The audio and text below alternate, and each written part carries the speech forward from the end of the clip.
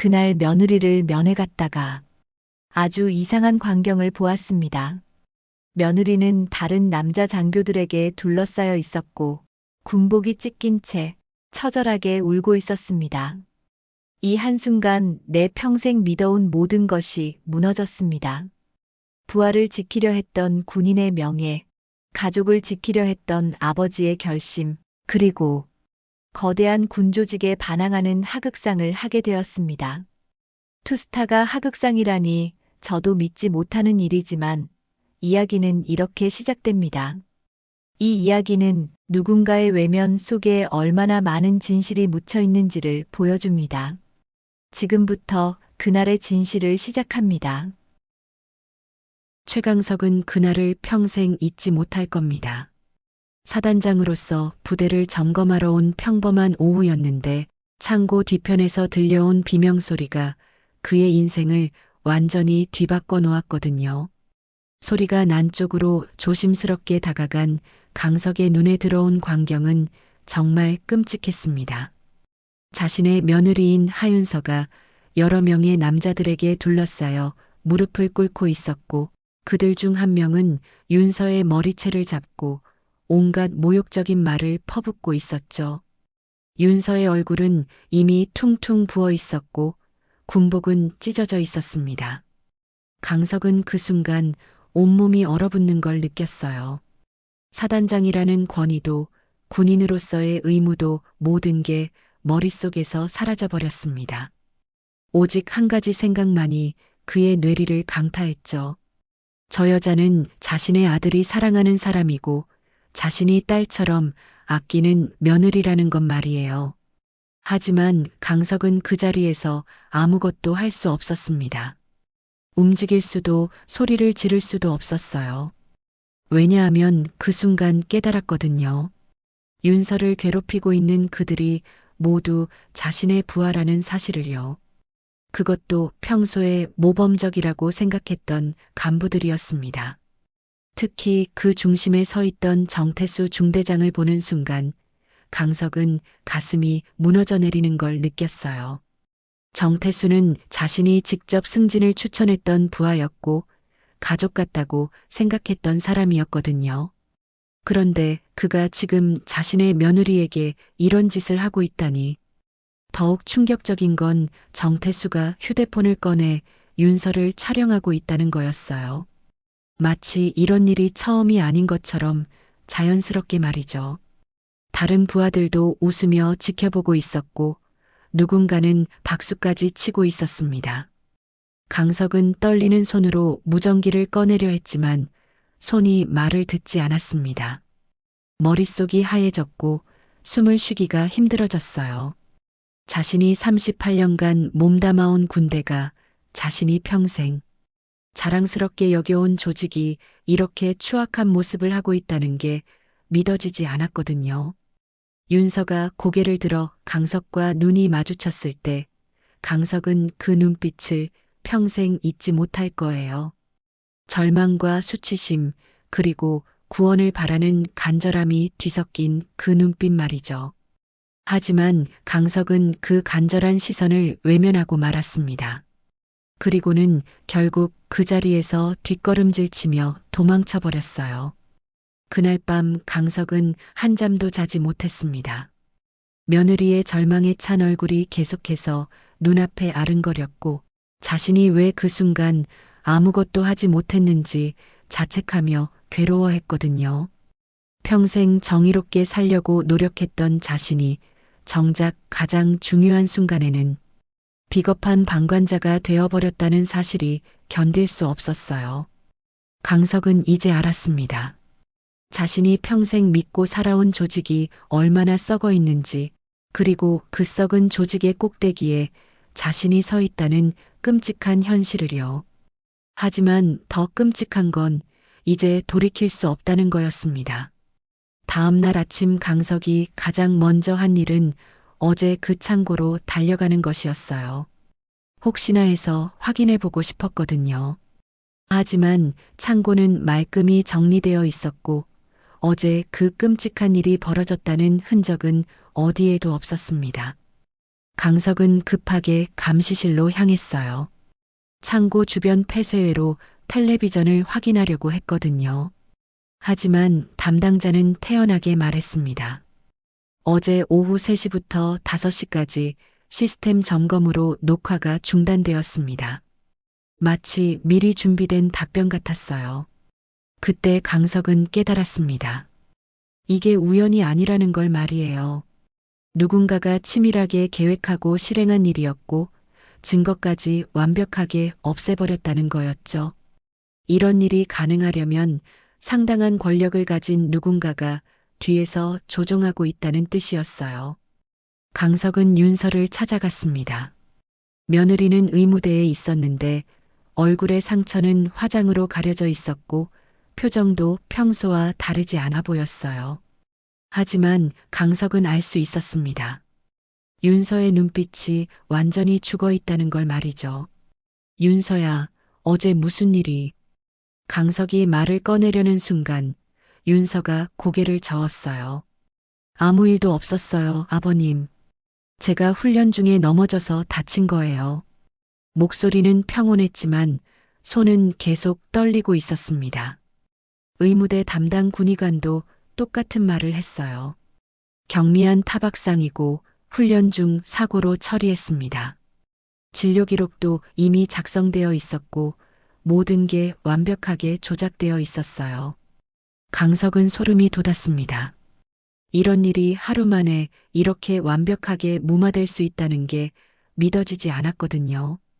더 충격적인 건 자신의 아들 김도훈까지 같은 말을 한다는 거였어요.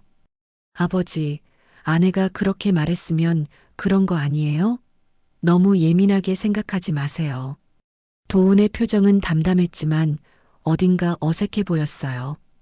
마치 누군가에게 미리 입을 맞춘 것 같았거든요. 강석은 그제서야 깨달았습니다.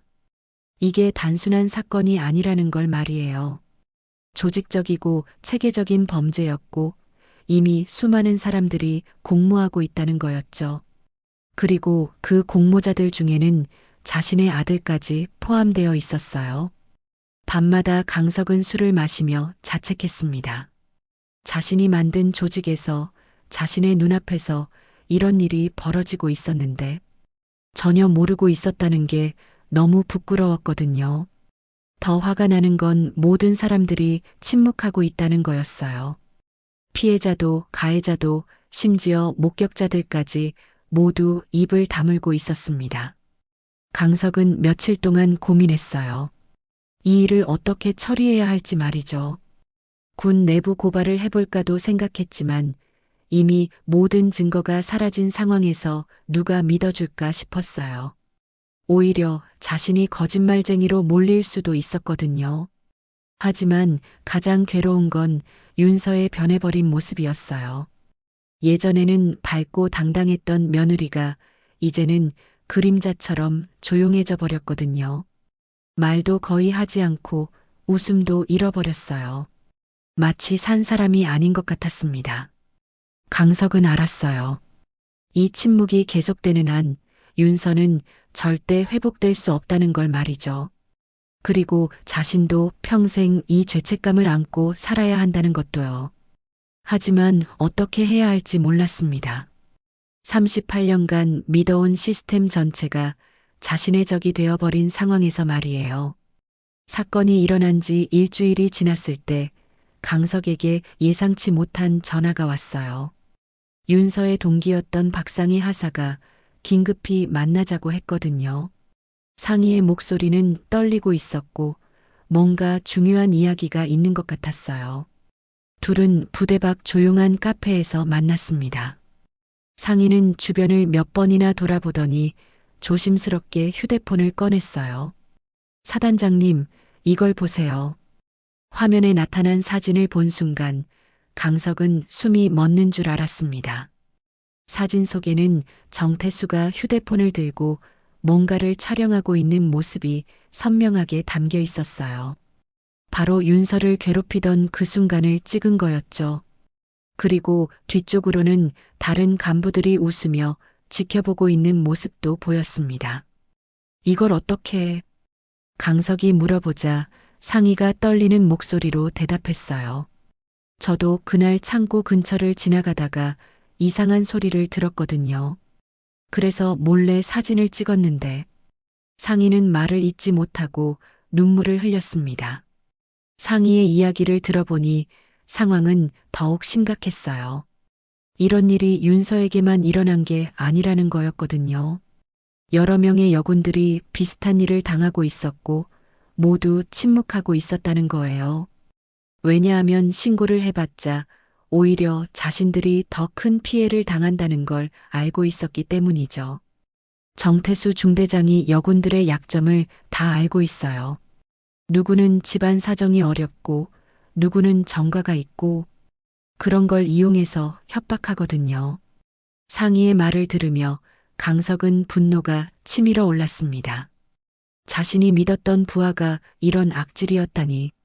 더 충격적인 건 이런 일들이 상부의 묵인 하에 이루어지고 있다는 거였어요.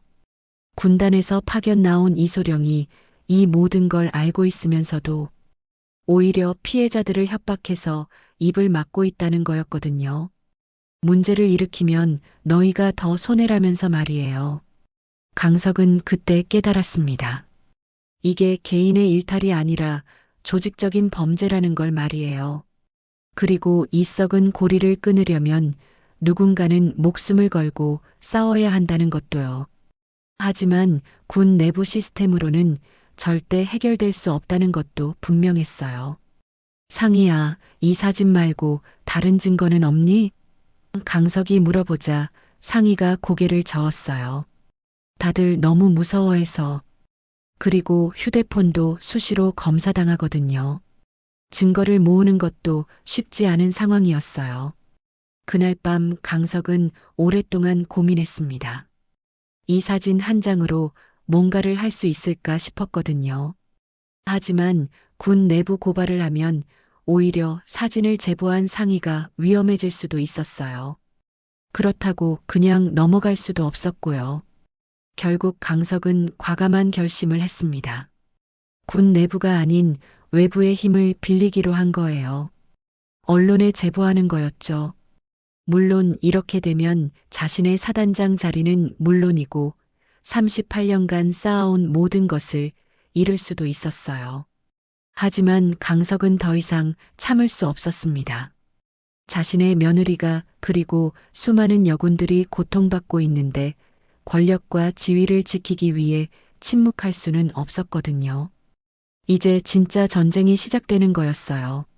자신 대 조직 전체의 전쟁 말이죠. 강석이 언론 제보를 결심한 다음 날 정태수가 사단장실을 찾아왔어요. 평소와 다름없이 태연한 표정이었지만 뭔가 달라진 게 있었거든요. 눈빛이 차갑고 계산적이었어요. 사단장님, 요즘 많이 피곤해 보이시네요. 정태수가 걱정스러운 척하며 말했지만 강석은 그 말 속에 숨겨진 의미를 알 수 있었어요. 너무 깊이 파고들지 말라는 경고였거든요. 최근에 부대 내에서 이상한 소문들이 돌고 있던데 혹시 들어보셨나요? 정태수가 계속 말했어요. 어떤 사람들이 근거도 없는 이야기를 퍼뜨리고 다닌다더군요. 참 걱정이에요. 완전히 협박이었습니다. 강석은 참을 수 없었어요.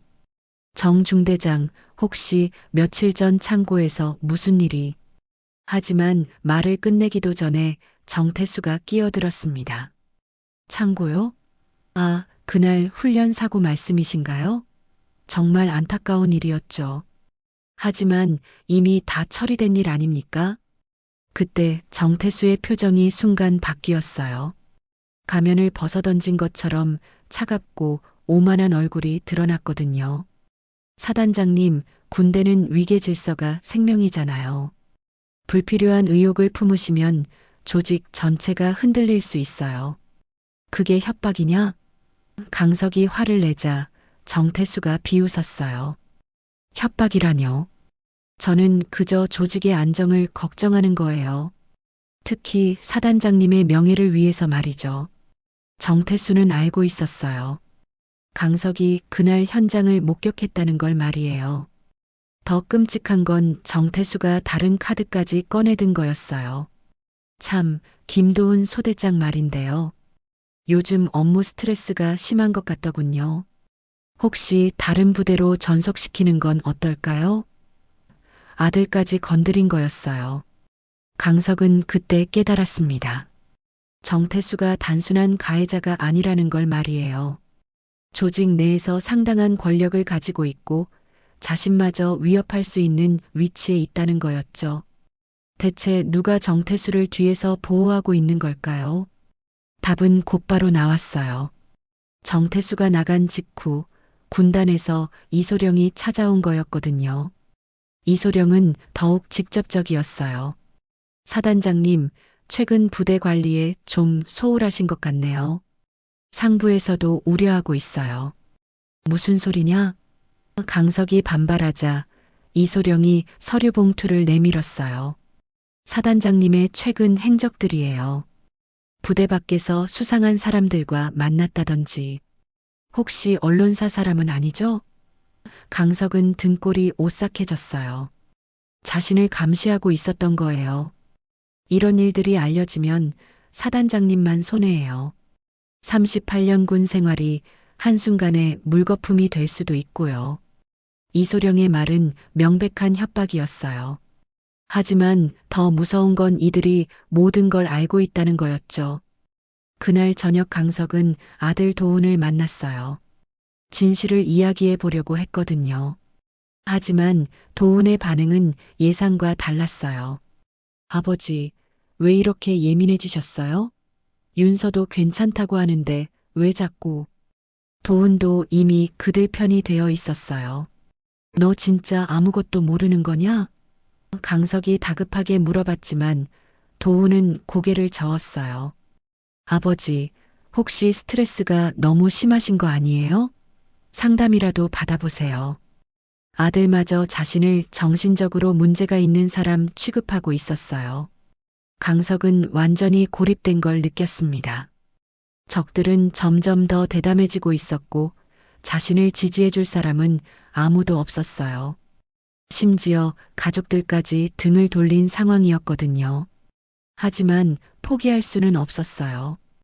포기하는 순간 윤서를 비롯한 모든 피해자들이 영원히 어둠 속에 묻힐 테니까요. 강석은 더 이상 물러설 곳이 없다는 걸 깨달았어요. 군 내부의 모든 시스템이 자신의 적이 되어버린 상황에서 이제 남은 선택지는 하나뿐이었거든요. 모든 걸 걸고 외부에 진실을 알리는 것 말이에요. 하지만 단순히 언론에 제보하는 것만으로는 부족했어요. 이미 상대방들이 자신을 감시하고 있다는 걸 알았거든요. 더 치밀하고 전략적으로 접근해야 했습니다. 그래서 강석은 예전에 알고 지내던 신 기자를 떠올렸어요. 신 기자는 군 전문 기자로 유명했는데 과거에 강석과 몇 번 마찰을 빚은 적이 있었어요. 강석이 은폐하려던 부대 내 사건들을 끝까지 파헤쳐서 보도했었거든요. 그때는 정말 미웠지만 지금 생각해보니 그런 기자가 필요했어요. 강석은 조심스럽게 신 기자에게 연락을 취했습니다. 하지만 신 기자의 반응은 차갑기만 했어요. 사단장님이 저한테 왜 연락을 하시죠? 또 무슨 일 무마시키려고 하는 건 아니죠? 과거의 일들 때문에 불신이 가득했거든요. 이번엔 다르다. 내가 도움을 요청하는 거야. 강석이 간절하게 말했지만 신 기자는 코웃음을 쳤어요. 갑자기 왜요? 평소에 언론을 그렇게 적대시하시더니. 설득하기가 쉽지 않았어요. 결국 강석은 진실을 털어놓을 수밖에 없었어요. 자신이 목격한 것들, 며느리가 당한 일, 그리고 조직적인 은폐 시도까지 모든 걸 이야기했거든요. 신 기자의 표정이 점점 진지해지는 걸 볼 수 있었어요. 정말 확실한 거예요?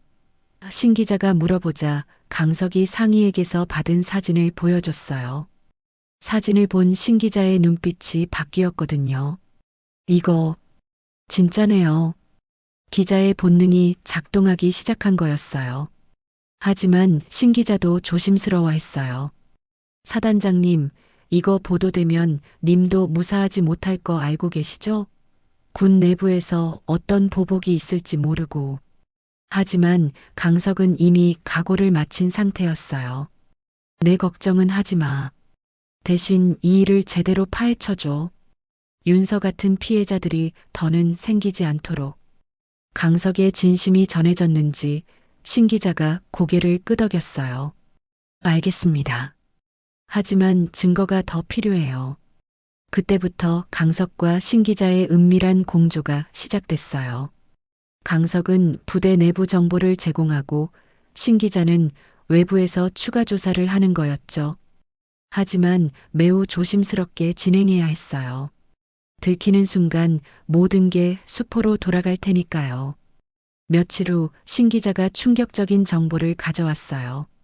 사단장님, 이런 일이 다른 부대에서도 일어나고 있어요. 그것도 상당히 조직적으로요. 이게 단순히 한 부대의 문제가 아니라 군 전체의 문제라는 거였죠. 더 놀라운 건 피해자들이 훨씬 많다는 거였어요. 하지만 모두 입을 다물고 있었어요. 보복이 두려워서, 그리고 신고해봤자 소용없다는 걸 알고 있어서 말이에요. 이거 완전히 시스템의 문제네요. 신 기자도 충격을 받은 듯 했어요. 강석은 더욱 결심을 굳혔습니다. 이 썩은 시스템을 뒤흔들어 놓겠다고 말이에요. 비록 자신이 파멸할지라도 이런 일들이 더는 반복되지 않도록 하겠다고요. 하지만 상대방들도 가만히 있지 않았어요. 강석의 움직임을 눈치챈 그들이 본격적인 반격을 준비하고 있었거든요. 강석의 계획이 발각되는 건 시간 문제였어요. 며칠 후 이소령이 다시 찾아왔는데 이번에는 완전히 다른 분위기였거든요. 냉소적인 미소를 띠며 서류 뭉치를 책상에 던졌어요. 사단장님, 이게 뭔지 아시겠죠? 서류를 펼쳐보니 강석과 신 기자의 만남 사진들이 가득했어요. 카페에서 만나는 모습, 자료를 주고받는 모습까지 모든 게 찍혀 있었거든요. 참 실망이에요. 이런 짓을 하실 줄은 몰랐네요. 강석은 당황했지만 태연한 척 했어요. 뭐가 문제냐? 기자와 만날 수도 있는 거 아니냐? 하지만 이소령의 다음 말이 더 충격적이었어요. 그럼 이건 어떻게 설명하시겠어요? 이소령이 꺼낸 건 강석의 과거 비리 의혹을 담은 자료들이었어요. 물론 대부분 조작된 거였지만 겉보기에는 그럴듯해 보였거든요. 부대 예산 유용, 인사 청탁, 골프 접대. 없는 죄도 만들어낼 수 있다는 걸 보여주는 거였어요. 이런 자료들이 언론에 흘러나가면 어떻게 될까요? 사단장님이 언론과 결탁해서 자신의 비리를 덮으려 한다는 식으로 보도될 수도 있겠네요. 이소령의 협박은 점점 더 구체적이 되어 갔어요. 하지만 진짜 충격은 그 다음이었어요. 이소령이 또 다른 서류를 꺼낸 거였거든요. 그리고 이건 김도훈 소대장 관련 자료입니다. 아들의 이름이 나오자 강석의 얼굴이 하얘졌어요. 서류를 보니 도훈이 부하들에게 가혹행위를 했다는 내용들이 적혀 있었어요. 물론 이것도 조작된 거였지만 증인들과 증거들까지 완벽하게 준비되어 있었어요. 아들까지 군법회의에 회부시키고 싶지는 않으실 텐데요. 강석은 무릎이 꺾이는 걸 느꼈어요. 자신은 어떻게 되더라도 상관없었지만 아들까지 위험에 빠뜨릴 수는 없었거든요. 뭘 원하는 거냐? 강석이 떨리는 목소리로 물어보자 이소령이 만족스러운 표정을 지었어요. 간단해요. 그냥 조용히 하시면 돼요. 언론 제보는 취소하시고 앞으로 이런 일에 개입하지 마세요. 그러면 모든 게 원래대로 돌아갑니다. 악마의 제안이었어요. 더 나쁜 소식은 계속 이어졌어요. 상의가 갑자기 부대에서 사라진 거였어요. 전속 명령이 나왔다는 게 공식 입장이었지만 강석은 알 수 있었어요. 그들이 상의를 어딘가로 보내버린 거라는 걸 말이에요. 그리고 윤서마저 변하기 시작했어요. 아버님, 이제 그만하세요. 저는 정말 괜찮아요. 윤서의 목소리는 체념에 가득 차 있었어요. 아마 그들이 윤서에게도 뭔가 협박을 했을 거예요. 가장 충격적인 건 도훈이 강석을 찾아와서 한 말이었어요. 아버지, 이제 그만하세요. 가족이 다 망가져요. 도훈도 협박을 받았나 봤어요. 아니면 정말로 강석이 잘못하고 있다고 생각하는 건지 알 수 없었어요. 그날 밤 강석은 혼자 술을 마시며 생각했어요. 정의를 위해 싸우려 했지만 결국 가족들만 위험에 빠뜨린 것 같았거든요. 혹시 자신이 너무 성급했던 건 아닐까? 다른 방법은 없었을까? 후회가 밀려왔어요. 포기할 수는 없었어요. 포기하는 순간 모든 피해자들이 영원히 침묵 속에 묻힐 테니까요. 강석은 마지막 한 잔을 들이키며 결심했습니다. 가족을 지키면서도 진실을 밝힐 수 있는 방법을 찾아야겠다고 말이에요. 강석이 완전히 절망에 빠져 있을 때 예상치 못한 곳에서 희망이 나타났어요. 신 기자가 긴급히 연락을 해온 거였거든요. 사단장님, 큰일 났어요. 하지만 동시에 기회이기도 해요. 만나서 들어보니 상황이 급변하고 있었어요. 다른 부대에서도 비슷한 사건이 터졌는데 그곳 피해자가 스스로 목숨을 끊으려 시도한 거였어요. 다행히 목숨은 건졌지만 이 사건이 언론에 알려지면서 국내 성폭력 문제가 사회적 이슈가 되기 시작한 거였죠. 지금이 기회예요. 사회 전체가 이 문제에 관심을 갖고 있을 때 터뜨려야 해요. 신 기자의 말이 맞았어요. 하지만 강석은 여전히 망설였어요. 가족들의 안전 때문이었거든요. 그때 뜻밖의 소식이 들려왔어요. 상희가 다시 연락을 해온 거였어요. 전속된 부대에서 전화를 걸어온 건데 목소리가 이전과는 완전히 달랐어요. 사단장님, 저 혼자가 아니에요. 여기서도 다른 곳에서도 같은 일을 당한 사람들이 많아요. 상희의 말에 따르면 피해자들이 서로 연락을 주고받기 시작했다는 거였어요.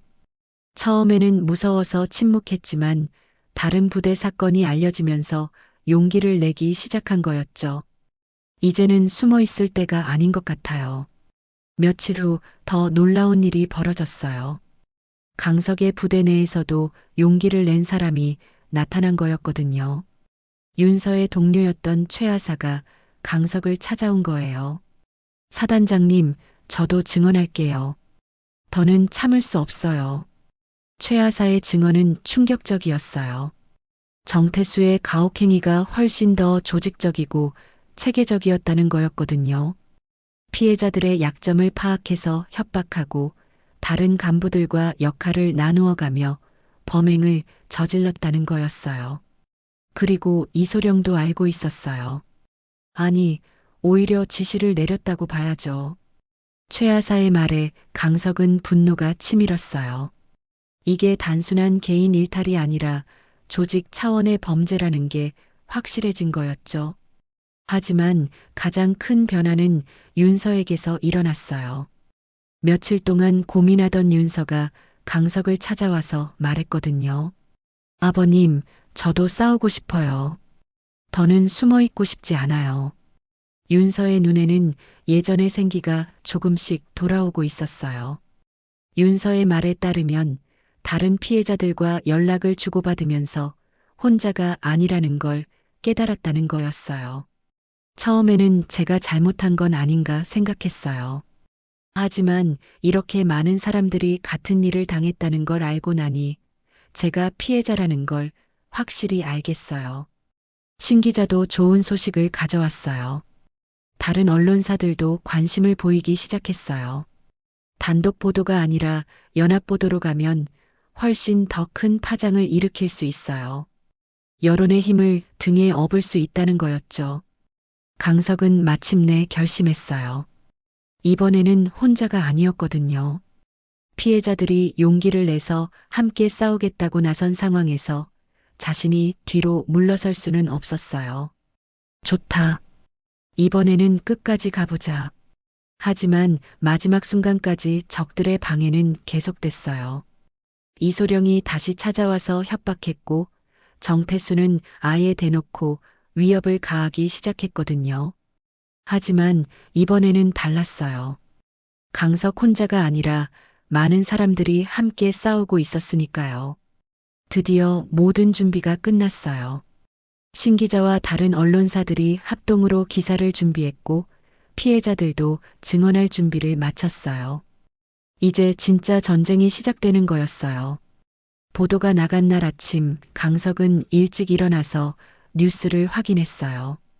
주요 언론사들이 일제히 보도를 시작했고 사회 전체가 충격에 빠졌어요. 군내 조직적 성폭력, 사단장이 직접 폭로라는 제목이 포털 사이트 메인을 장식했거든요. 반응은 폭발적이었어요. 시민들은 분노했고 정치권에서도 즉각 대응에 나섰어요. 국정감사 요구가 쏟아졌고 국방부는 긴급 브리핑을 열어야 했어요. 더는 이 문제를 덮고 넘어갈 수 없게 된 거였죠. 가장 먼저 변화가 일어난 곳은 강석의 부대였어요. 정태수가 즉시 구속됐고 이소령도 직위해제됐어요. 그동안 침묵을 강요받았던 다른 피해자들도 하나둘씩 목소리를 내기 시작했거든요. 하지만 강석에게도 시련이 기다리고 있었어요. 사단장직에서 해임됐고 군 검찰 조사를 받아야 했어요. 일부에서는 내부 고발이 아니라 외부 유출을 선택한 것을 문제 삼았거든요. 하지만 강석은 후회하지 않았어요. 법정에 선 날 강석은 마지막 진술에서 이렇게 말했어요. 저는 38년간 군인으로 살았습니다. 그동안 조직을 위해 개인을 희생하는 게 당연하다고 생각했어요. 하지만 틀렸습니다. 조직도 결국 사람을 위해 존재하는 거예요. 윤서도 법정에서 용기 있게 증언했어요. 처음에는 너무 무서웠어요. 하지만 시아버님이 저를 위해 모든 걸 걸고 싸워주신다는 걸 알았을 때 저도 용기를 낼 수 있었어요. 윤서의 증언은 법정 안의 모든 사람들을 울렸어요. 재판 결과는 명확했어요. 정태수는 실형을 선고받았고 이소령을 비롯한 다른 공모자들도 처벌받았어요. 무엇보다 군 전체의 시스템이 바뀌기 시작했어요. 성폭력 신고 시스템이 개선됐고 외부 감시 기구도 만들어졌거든요. 강석은 명예 전역 후 새로운 길을 걸었어요. 군내 인권 개선을 위한 민간단체를 설립한 거였죠. 이제 제 군복은 국민입니다라고 말하며 전국을 다니며 강연을 했어요. 같은 일이 반복되지 않도록 하기 위해서였어요. 윤서도 점차 회복됐어요. 트라우마 치료를 받으며 다시 밝은 모습을 찾아갔고 결국 군에 복귀해서 후배들을 위한 상담관으로 일하게 됐어요. 제가 당한 일이 다른 사람들에게는 일어나지 않도록 하고 싶어요라고 말하면서요. 도훈도 처음에는 아버지를 원망했지만 시간이 지나면서 이해하게 됐어요.